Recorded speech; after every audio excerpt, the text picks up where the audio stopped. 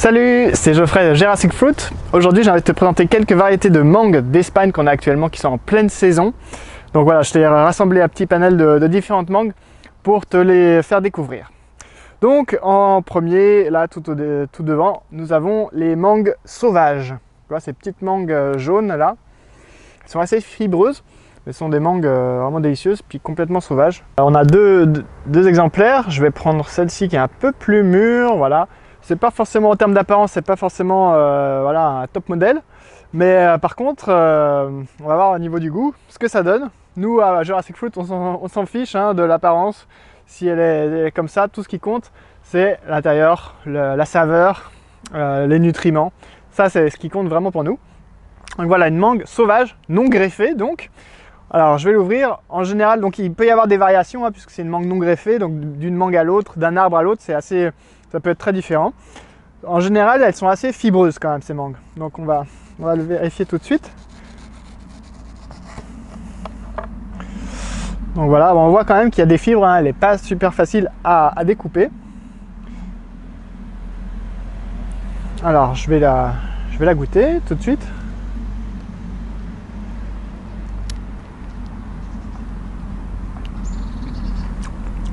Waouh! Ah, celle-ci elle est bien sucrée. J'avais un souvenir de mangue un petit peu acidulée. Là on voit que c'est quand même bien fibreux. Bon, moi ça me dérange pas plus que ça, que ça y a des fibres, mais si ça te dérange, mieux éviter la mangue sauvage. Elle est bien sucrée. Voilà, donc moi, en termes de goût aussi, voilà, étant donné qu'elle est sauvage, il y a quand même aussi une grande diversité, donc celle-ci est particulièrement intense, particulièrement sucrée, mais c'est pas le cas. Elle est aussi assez juteuse, assez fibreuse. Voilà, donc une petite mangue vraiment intéressante et sauvage. Voilà. Ensuite, nous avons une mangue bien connue, la mangue Irwin, avec cette belle couleur orange-rouge. Une mangue très populaire, très connue. Une des mangues qui est récoltée la plus tardivement sur l'arbre. Parce qu'en fait, paradoxalement, aux autres mangues, elle se tient mieux si elle est cueillie mûre, si elle est cueillie vraiment tardivement. Donc voilà, elle arrive toujours bien mûre à la maison. Hop, donc là elle est vraiment parfaitement mûre. Et on voit qu'elle est vraiment dénuée de fibres, hein. Très peu de fibres. La mangue Irwin peut être parfois un peu fusée, comme on le voit ici. Mais en fait, c'est très agréable au goût. Alors on va la découvrir. Hop. Donc c'est une mangue qui s'apprête très bien à la découpe en forme d'hérisson, hein, puisqu'elle est dénuée de fibres.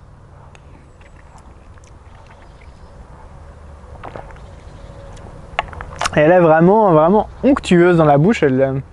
C'est presque crémeux, quoi. Ça fond. Et ça rappelle vraiment la consistance de la pêche et même le goût de la pêche. Bien sûr en sucré, en plus intense. Mais vraiment, c'est une consistance onctueuse qui est vraiment très différente des autres mangues, sans fibres. Et je vais maintenant goûter la peau pour voir si elle se déguste bien.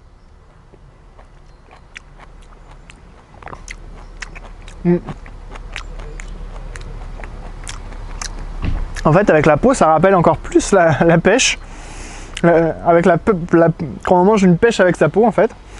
Sauf que bon, là, la peau est un petit peu dure, quoi, un petit peu ferme à manger. Donc, c'est pas une peau très fine qui passe tout seul. C'est quand même un petit peu ferme.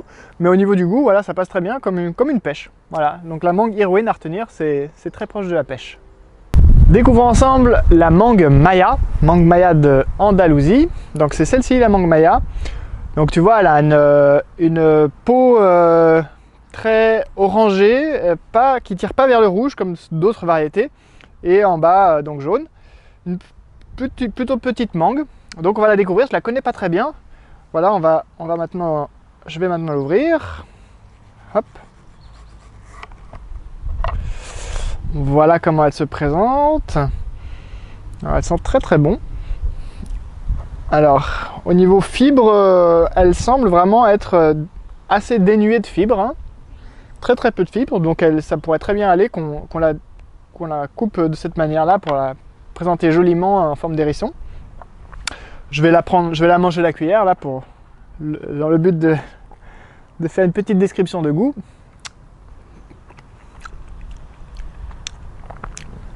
Waouh, elle est très parfumée, très sucrée. Elle a vraiment un goût de miel quoi. On pourrait l'appeler la mangue miel aussi, hein, cette mangue maya. Très sucrée. Voilà, une excellente petite mangue. Voilà, c'est tout pour la mangue maya. Alors c'est parti pour la mangue Atolfo maintenant. La mangue Atolfo, donc c'est cette petite mangue toute jaune. Une mangue Atolfo, quand elle est mûre, elle est jaune. Quand elle n'est pas encore tout à fait mûre, elle est verte. Donc il faut vraiment, pour la manger mûre, il faut vraiment attendre qu'elle soit bien jaune. Normalement, elle t'arrivera à la maison déjà comme ça, déjà jaune. Il faut aussi qu'elle soit un petit peu molle sous les doigts. Et puis elle a déjà un petit parfum, mais pas extraordinairement fort comme certaines autres variétés. Alors, je l'ouvre tout de suite. Donc la mangue Atolfo, c'est une petite mangue mexicaine à la base qu'on appelle aussi la mangue miel. Donc je viens de la découper là et elle a vraiment très peu de fibres. Je dirais quasiment aucune fibre. Je vais même encore la couper un peu plus proche du noyau pour vérifier. Mais ouais, il y a vraiment très peu de fibres.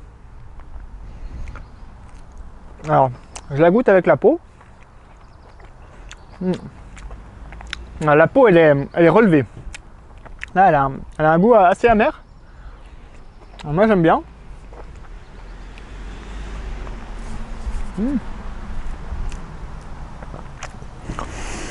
Voilà, donc avec la peau, ça peut se manger. Bon, si pour les non-habitués, non-initiés, je recommande quand même de la manger sans la peau parce qu'elle est quand même un peu relevée.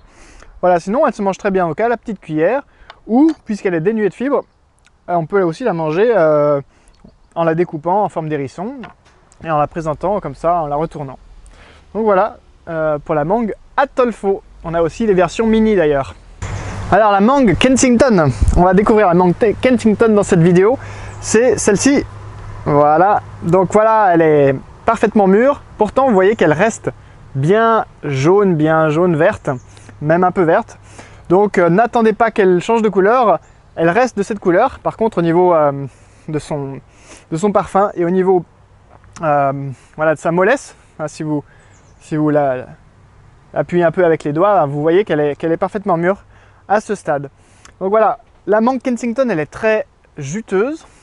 Donc ça ne marche pas très bien bon, on coupe une joue et après on peut essayer de faire ce quadrillage, mais ça va vraiment faire couler plein de jus autour. Donc le mieux, c'est quand même de couper une joue et puis ensuite avec la petite cuillère, de prendre voilà, une cuillerée,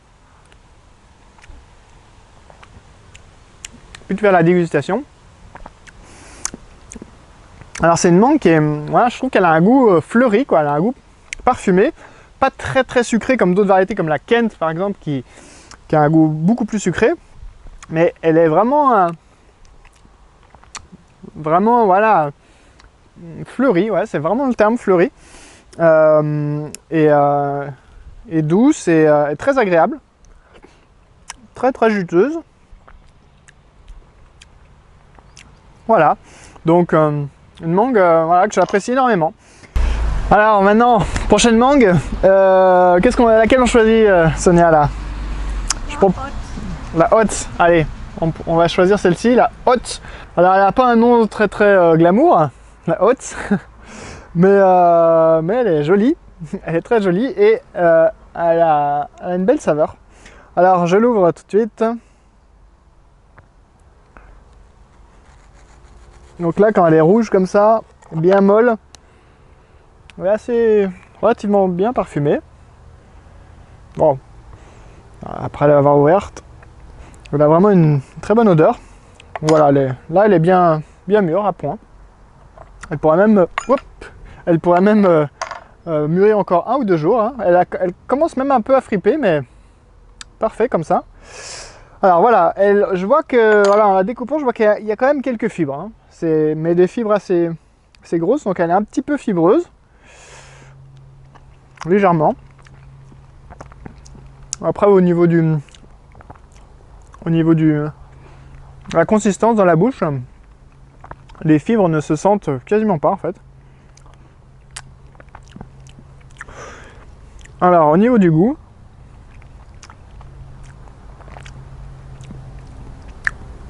une petite nuance de miel. Alors au niveau de la peau, je vais goûter aussi un petit peu de peau. Non, là la peau elle est vraiment épaisse. Wow. Voilà, et très amère. Alors, je recommande pas du tout la peau de la haute à déguster. Non, il y a d'autres variétés qui sont bien meilleures pour si on veut déguster la peau de la mangue. Donc la haute, voilà, une mangue relativement classique, un goût pas particulier, assez neutre, un petit goût de miel, voilà, un petit peu de fibre. Ensuite, nous avons bon, la Tommy Atkins, une variété assez classique. Voilà, moi c'est pas ma variété préférée quand même, hein, mais voilà, c'est une variété que tout le monde aime. Ensuite, nous avons la mangue Isis, une nouvelle variété que je connaissais pas et que je n'ai en fait encore jamais goûté, donc on va la laisser encore mûrir. Elle est pas tout à fait assez mûre, et puis la découvrir après. Donc voilà, une mangue, bon voilà, forme assez classique, assez rouge. On a la mangue Espada qui est là, qui reste souvent verte. Verte rouge, voilà, même en mûrissant, par exemple celle-ci elle est mûre, elle reste verte. C'est parti pour la mangue Kent maintenant, la plus connue des mangues. C'est probablement une des mangues les plus cultivées dans le monde, avec la Tommy Atkins bien sûr. Donc c'est cette mangue là, plutôt une mangue de bonne taille, de belle taille, qui peut être verte, jaune, rouge. Donc ne pas se fier à la couleur pour savoir si elle est mûre ou pas. Celle-ci est mûre, elle est bien mûre comme vous voyez à l'intérieur. Elle est même ouais, bien molle et pourtant elle reste quand même relativement verte. Il y a un petit peu de nuance d'orange, donc voilà, il faut plutôt se fier au fait qu'elle est molle et à son parfum pour savoir si elle est mûre. Donc là j'ai déjà une joue qui a été découpée, donc le noyau est très petit, donc il y a énormément de chair dans la mangue Kent, elle est très charnue. C'est une variété vraiment, on en a pour son argent puisqu'il y a vraiment un tout petit noyau. Aucune fibre, quasiment aucune fibre, donc ça se prête très bien aussi pour des belles présentations si on veut la présenter sous forme d'hérisson. Voilà, maintenant je vais goûter aussi, je me souviens plus trop si au niveau de la peau, si elle est bonne.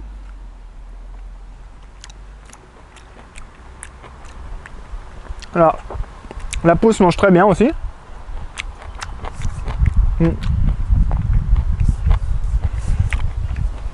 Elle est quand même un petit peu dure la peau. Il y a des variétés qui se prennent un petit peu mieux, mais sinon elle est tout à fait comestible. Et au niveau du goût de la mangue, alors c'est vraiment proche de la pêche aussi. Très onctueux, c'est assez proche de la Irwin au niveau de la consistance. Par contre au niveau du goût, c'est un petit peu différent, peut-être un petit peu plus acidulé. Donc ouais, c'est vraiment un peu au niveau du goût, un peu entre la pêche et l'abricot.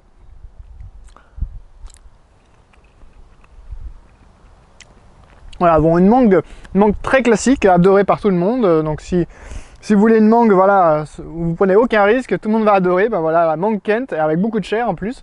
La mangue Kent, c'est parfait. Alors la dernière variété, c'est la mangue Glen. Celle que je n'ai pas encore présentée, la mangue Glen. Attention à bien la prononcer Glen et non pas Gland, c'est un peu plus joli en Glen. Et je dirais que sur toutes ces variétés là, c'est celle qui a le plus fort parfum. C'est celle que, voilà, même quand je la pose ici, c'est celle que je sens bien fort d'ici, quoi. Donc elle a vraiment un parfum très intense. Alors elle peut être des fois verte, des fois jaune, quand elle est mûre, hein. Quand elle est mûre, elle peut rester verte quand elle est mûre. Donc vraiment se fier au toucher, hein. Là elle cède sous les doigts, donc elle est bonne à être dégustée. Puis alors vraiment aussi au niveau du parfum, là on est sûr qu'elle voilà, elle est parfaite pour être dégustée. Alors je vais la couper le long du noyau. Hop. Hop. Voilà. J'ai pas été très bon là sur le coup. On voit déjà que voilà, ça jute bien, elle est très juteuse. Voilà, elle a un parfum mais extraordinaire, hein, cette mangue. Waouh.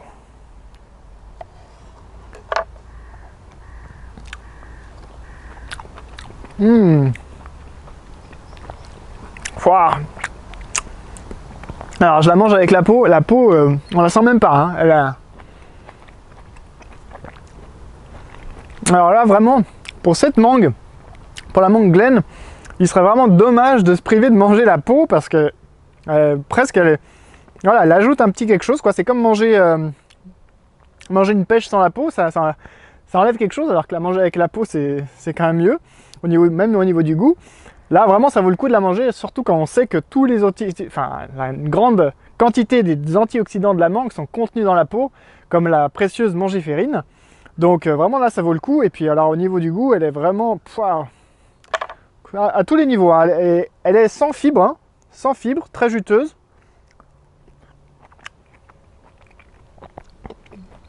Consistance onctueuse, parfaite, je dirais, aucune fibre.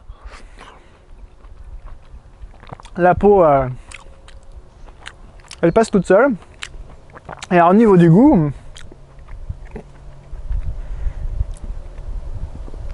elle a presque moi je trouve qu'elle a presque un goût de framboise ou de cerise. Peut-être un goût de cerise un peu. Voilà, elle est vraiment intéressante, sucrée mais pas trop. Pour moi, elle est parfaitement équilibrée, la mangue Glen. C'est vraiment le top.